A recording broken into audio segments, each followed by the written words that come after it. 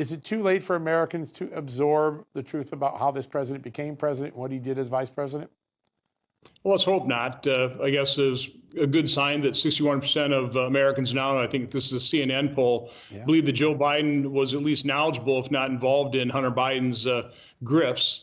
I don't know what's wrong with the other 39%, but at least 61%. I'll take that for the time.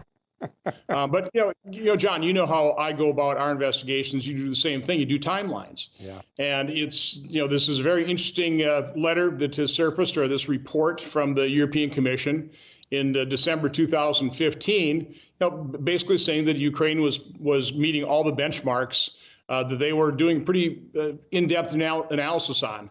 But you go back to June of 2015, Victoria Nuland, writing on behalf of Secretary of State Kerry, writes a glowing letter that is hand-delivered by Ambassador Pyatt to Shokin about what a great job he's doing.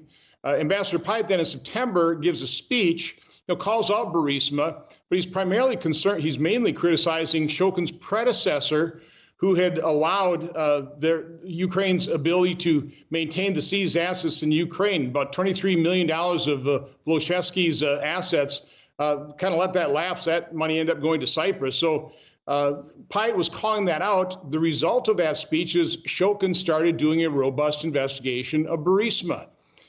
So again, the European Commission was satisfied with this. The administration was satisfied with this. I believe Ambassador Pyatt was satisfied with this.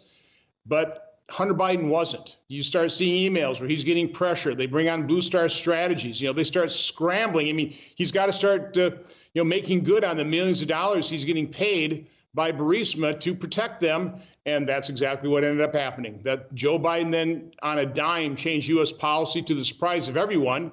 A pretty famous email exchange in January 2016 there with Pyatt just saying, well, buckle in. And Eric Ciaramella, if you remember that name, a specialist of Ukraine at the State Department, was completely taken off guard by the change in policy toward the Prosecutor General's office. So this was something that Vice President Biden did pretty much on his own. I would say at the behest of Hunter Biden, because Hunter Biden was being paid millions of dollars to be on the board of Burisma to protect them.